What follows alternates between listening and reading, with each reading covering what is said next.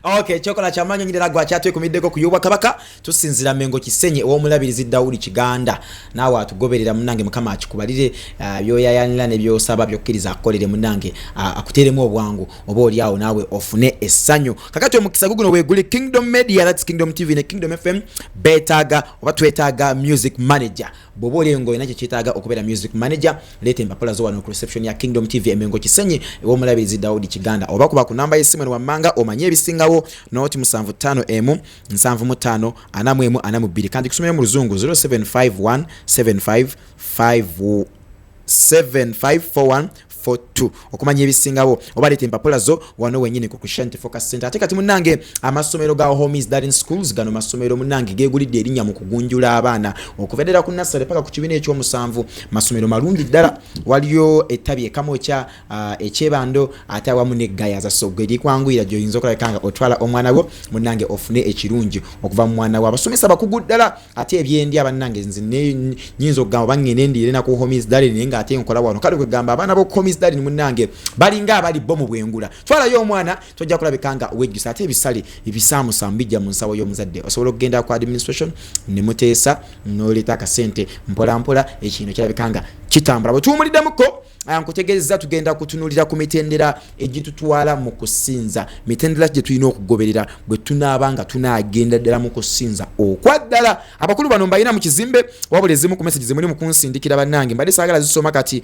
Branik Saula abuuza Sharon Nagawa mufumbo oba si mufumbo angambye Victor I know he's married ate Masavu ne Sharon bafumbo oba si bafumbo okay oyo bwatu wagambye then Irene ni Mukono she's also on the show Irene abadde abuuzaako bubuuza actually she's also on the show ezisigadde nja kuzisoma mpola mpola so nga sinnagenda ku mitendera egitutwala mu kusinza are you married, are you single, taken, contented, confused?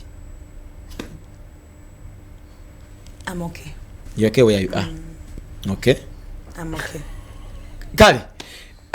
Emitendera egitutwala mu kusinza basebole banyabo gye tugenda okutunulira akadde kano. Omanyi okusinza kuneeno bannange njagala tukuve kumpola mpola bannange ate maaso ko njo kuwa essimu maaso kawo nja kuwa essimu so beera n'essimu yo mu ngalo nja kuwa omukisa okuba essimu gwe either owabule oba obuuze bakuddemu oba obeereko ne kyoteesa tujja kwetaaga submissions zo kakati twetaaga kumanya emitendera egitutwala mu kusinza mitendera ki katutandike ne Victor mitendera ki neyanza nnyo mukama wange omanyi sitera nnyo okujja ku show eziti kati ebimu njiga otegedde nti byokya bali byokya obiwulira naye totugoba nga tuze ku UCC batugamba muga masikali toyo tayingira nogamba oyo taddanga wano nefe olwa twaguma batwala ewala kale katuddemu ku kusinza olw'okuba nva mu kkanisa esomesa njagala nnyo byenjogedde nsobola obiddamu omuntu abiwulira ebigambo byana ekisoose twayogedde ndi mu kugattamu ne Sharon byanyonyodde twayogedde ku kusinza kyeki worship is a revelation that turns into a relationship that produces a lifestyle kubikkulirwa okuzaala enkola okuzimba enkolagana kufuuka enkolagana enkolagana eyo neezaala ekika ky'obulamu omuntu bw'atambuliramu. That's the simple definition that I can give to worship. Ekyokubiri tubadde twogera ku expressions. Expressions ne twogera nti olw'okuba Katonda yatutonda n'atuteeka mu bika ebyenjawulo n'atuteeka mu families ez'enjawulo yakigera bw'atyo we have different culture and all cultures have an expression of worship. Eri abasanyuka ennyo ne bakuba enduulu, eri abasanyuka ennyo ne basirika busisi ne bawanika mikono, eri abasanyuka ennyo ne beeyala. Kati there are different ways that we can express worship likewise. Kyenjagadde okusooka okunyweza. Then back to your question. Ekibuzo kitubuuzizza emitendera ki gye tuyitamu.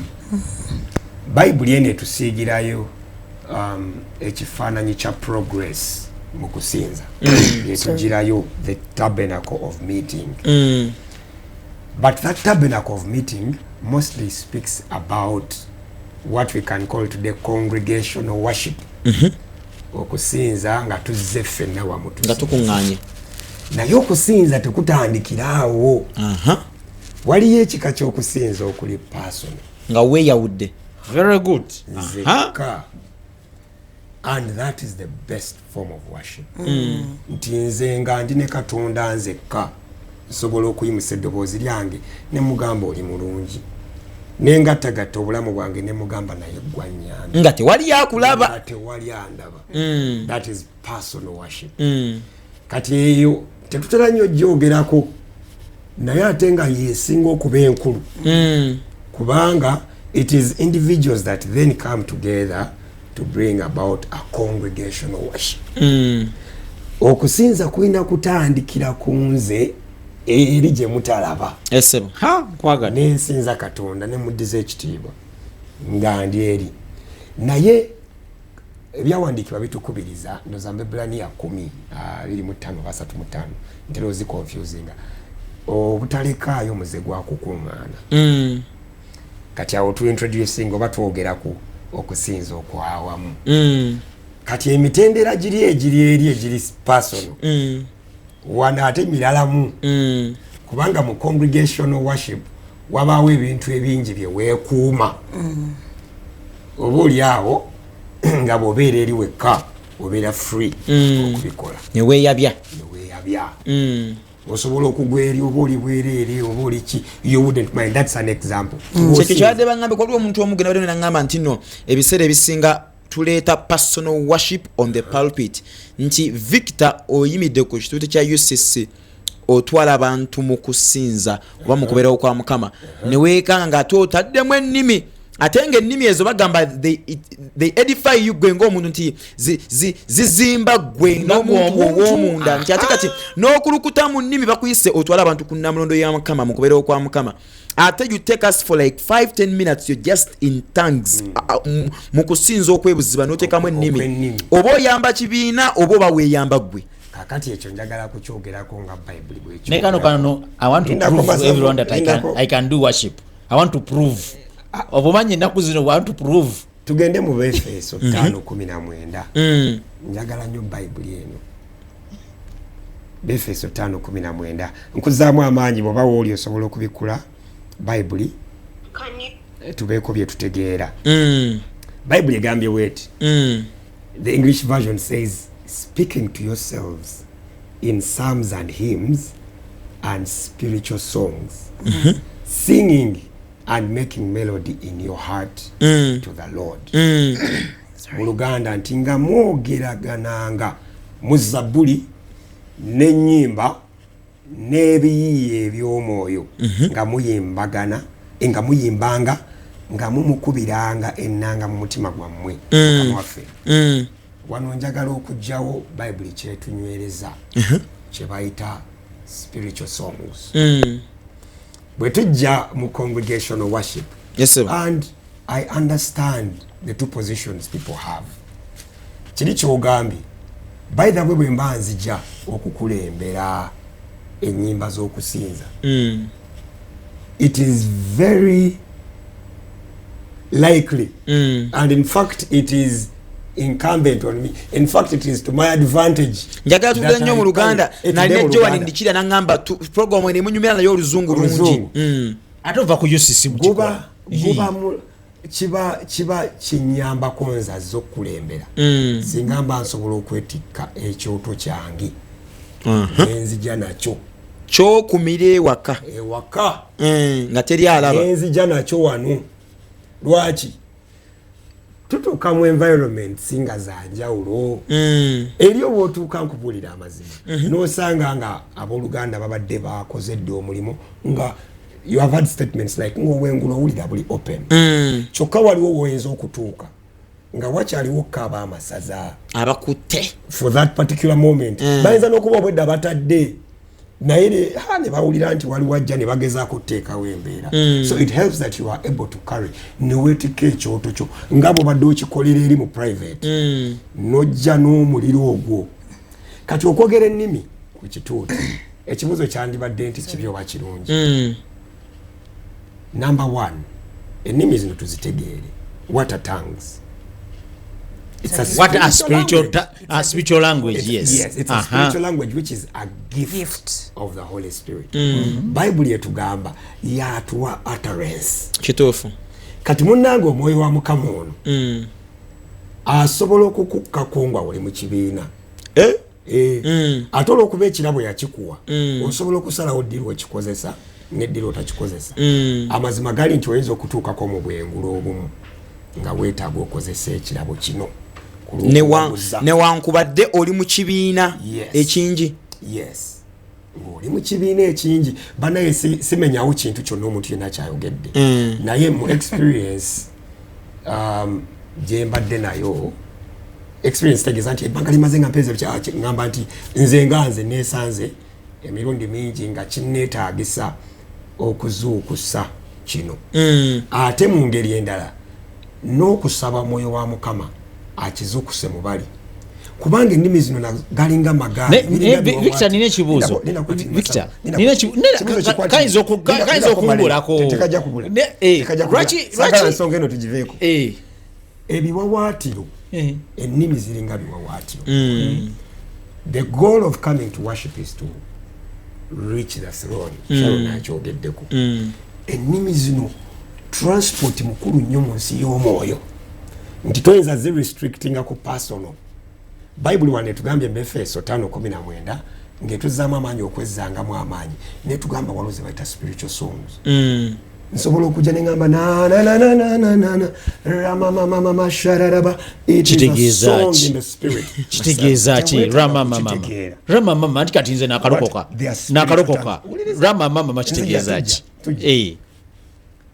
era bwenkikolera mu congregation wabeerawo guidance nsobola n'okubagamba nti for this moment yimusa emikono gyo olowooze ku bulungi bwa Mukama nze nentandika olugendo luno kinyambako nga nzaze okukulembera kyokka ate mu kibiina kino Mukama baawadde ekisa nabo okwogera mu nnimi nabo zisobola okubayamba okufokasinga kubanga ennimi zize the Bible says building your inner self you use the tongues to build okwezimba bwe nkwencouraginga yadde tuze mu congregational worship ng'omaliriza nekugamba nti weezimbe n'ennimi oba nekugamba twala eddakiika osabeko mu nnimi tugezaako ffenna okwekuŋŋaanya the dynamics zewayogeddeko nti emitendera waliwo ezibeera mu personal worship mu personal worship seetaaga kuvuunulira seetaaga kukolera kirala kyonna nze omwoyo kastan andidinga mu kintu nga ŋŋenda naye bwe nzija mu congregation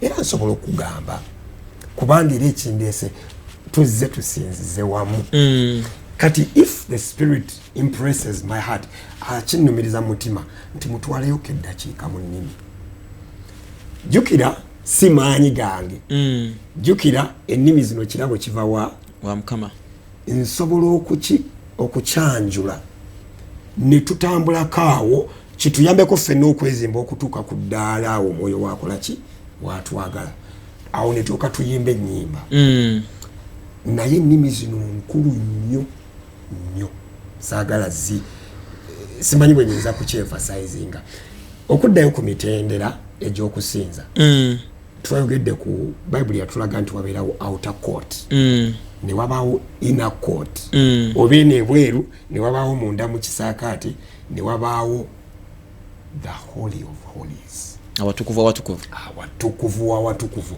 kati oyinza obutamanya nyinza obutakugamba nnyo nti kati tuli wano ebweru kati tuyingidde munda kati tusa watukuvu kubanga munaye Katonda nga bwakola expressions nyinza n'okuba tukyali ku luyimba olusooka omwoyo wa Mukama n'atwanguyaako n'abatuninga n'atutuusa mangu wali ku luyimba olusooka ndabyeko ku kusinza bwe tuyimba oluyimba lumu one song ne mumala eddakiika 3 ku luyimba lumu nga mwalutandise naye Mukama n'akozesa olw'okubawalula okubajja ebweru n'abayingiza munda n'abatuusa n'awatukuvu awatukuvu kati mpozi ekibuuzo ekikulu kiri nti nnyimba ze tuyimba tuzijjawa tujja kansokenzire mu kikashara nagawa ku mitendera gino eno gye tuyitamu tulabyeko abamu ku basinza najja ku kituuti oba oliawo kye nandise nti n'atandikira mu kisenge nga omulyango aguyiseeko out of a blue temutegere nakuitagera aguyiseeko atya kati nagimansudde atya naye ng'ali mu kisenge azze kusinza ekyo kyo kye tuyita kitya ekisenge kitya nti nga tateeseteese kibiina oba oli awo abalaganga abali awatukuvu naye nga waliwo abakyali ebweru naye nga yena n'ajja nga n'ateekawo ate oluyimba olusi oba nkyonnyonnyola ntya nga n'ateekawo oluyimba oluli olwebuziba at the beginning, and according to me I think that worship is all about okweteekateeka obulungi oba ndowooza onfuna abo tubatwale tutya. Okay, ekisookera ddala kansooka empitemu bino bitono kuba n'obudde butono. Tulina kye bayita pillars of worship, empagi ez'okusinza mwe muli okwagala, essuubi n'okutya. Kati okwagala gye tuddayo ewa Victor kye twayise okukola enkolagana n'okugwa mu laavu n'oyo tuli mu mpagi, then mwe muli essuubi. Katonda ono tetumulabako naye tumusinza, we have hope is there. Tusuubi alijja then mwe muli okutya, Bible etugamba mu kutya Katonda amagezi megasookera. Kati ebyo byonna mpagi, ezo mpagi mu kusinza. Katugende ku patterns nga sinabagenda ku ekyo. Patterns bwe nzitegeera tulina kye bayita omutima. Gwe gusookera ddala eyo Isaaya 29:13. Omutima gwo gwe ng'omusinza n'omutima gwange. Nabagambye ffe okutuyita abasinza abakulembera abantu nti waliwo kye tuba twabikkulirwa kyotannabikkulirwa n'atulonda ng'ebibya. I'm nothing without him. Era nze bwe mba nziza okusinza mugamba jangu kati kozesa nze kyobola bwe nzijja ku katuuti byenkola bwe mba muyise nga neewaddeyo tabanze. Nsobola okujja okusinza nga mpisa okusinza n'entandika ne mwoyo maamira. olwani nga lulwo oba nga lwa mulala. Masofu ndina ko tutwala. Nedda just njagala mbulire nga lulwo oba nga lwa mulala. Yanyumye dda omunyo wataddemu. Nedda Sharon twagala otuddemu. Is it your song? Because you can't tell me you are praying the prayer I prayed. Ngenda kujjira nti nsobola okujja okusinza omwoyo wa Mukama olw'okubanga namuyise nze nakoowa okukolera ebintu mu magezi gange. Bwe nali nzija okuyimba namugamba bw'oba tonnanteekateeka tonta tubeerewo wano tontwala mu bantu bo kubanga ngenda kukuswaza until the right time. Ebimu yabinsomesa sikyakola kintu mu magezi gange. Bwe yali agenda agamba nda balekera omwoyo mutukuvu era bw'oba osoma ebiseera ebisinga omwoyo wa Mukama yatuyamba n'okututuusa ku Namulondo n'okusika abantu bano. Kati bwe nzija n'entandikira mu nnimi aba alina kyanyambazza kyampulizza akaseera ako. Speaking tongues era ogenda okulaba ekinyambala kyanjawulo sobola n'okusinza obusinza mu nnimi service neggwa because I'm led by the Spirit. The Bible says aba bakulembera omwoyo wa Mukama be baana ba Katonda. So when the tongues are edifying you, are they helping the congregation? If you're led. Sikopa Victor. Hey, nawe wamanyawo gye bali. You get my point. Sharon gye bali. Sobola tegeera oba Victor akikopya oba takikopya kyobola bwe manso okusinza situnulya Victor kyakola nze nzize anyambeko Mukama amutaddewo ng'ekibya. Sharon oli bomanyiiko nze manyi aba eji oli muganda wa Bobby. Olaba osese maliza kati ffe tuli bibi ebikozesebwa kati kamaleyo zinimpagi tuwumule sorry nziyiseemu mu bwangu ddala manyaga patterns ekisookera ddala mutima ekirala bigambo ekirala bulamu Victor